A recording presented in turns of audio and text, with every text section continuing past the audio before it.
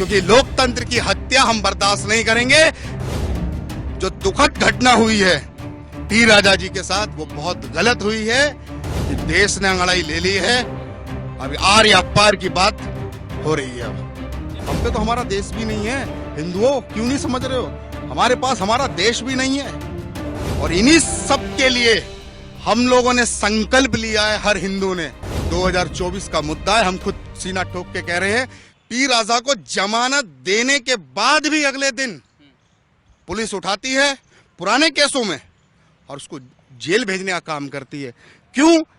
हैदराबाद के अंदर हमने यहां से एक चीज देखी है, वहां लोकतंत्र की हत्या सरेआम की गई।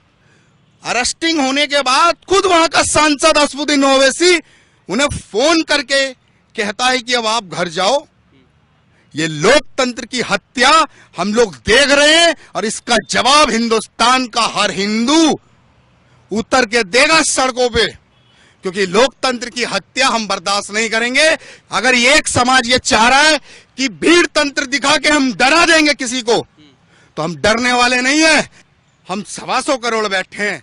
अगर हमने भीड़ तंत्र दिखा दिया तो 57 देश में भी जगह पनाह सब बंद हो जाएगी। जो दुखद घटना हुई है टी राजा जी के साथ वो बहुत गलत हुई है, साफ तौर पे निंदनीय है। वहां लोकतंत्र की हत्या हुई है। एक समाज देश को भीड़ तंत्र का डर दिखाने का प्रयास कर रहा है। भीड़ का डर, समझ रहे हैं आप? भीड़, और भीड़ वहां के प्रशासन को डरा रही है, वहां की सरकार को डरा रही है। लेकिन आने वाले समय में जिस शेर को उन्होंने टारगेट किया है, उस शेर की अंगड़ाई हैदराबाद को भाग्यनगर बदलने की अंगड़ाई में बदलेगी। हैदराबाद अब भाग्यनगर का उदय करेगा टी राजा के हाथों। ऐसे माहौल को हिंदुस्तान बर्दाश्त नहीं करेगा और इसकी आवाज हिंदुस्तान के हर कोने से सुनाई दे जाएगी। और इनको समझना होगा कि देश ने अंगड़ाई ले ली है।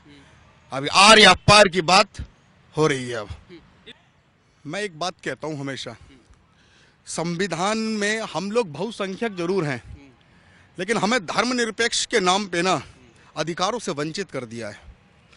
और जिन अधिकारों से हम वंचित हैं, उसी इस मुस्लिम समाज को हिंदुस्तान में अल्पसंख्यक का दर्जा देके संविधान में छूट दी जा रही है। क्यों? अगर भारत के संविधान में कहीं भी किसी भी क्लाउज में अक्षर में लिखा है कि सभी नागरिक समान हैं और समानता से ही अधिकार है सबका, तो यह अल्पसंख्यक आयोग जो बनाया इसको निरस्त किया जाए। ये न्याय नहीं है। अगर अल्पसंख्यक आयोग की आप बात करके एक समाज को विशेष छूट, कानून से लेके हर चीज में छूट मिलती है अल्पसंख्यक के दर्जे से, जो इनका आयोग बना हुआ है। हमारा क्या है? कुछ है हमारे पे? हम पे तो हमारा देश भी नहीं है। हिंदुओं, क्यों नहीं समझ रहे हो? हमारे पास हमारा देश भी नहीं है।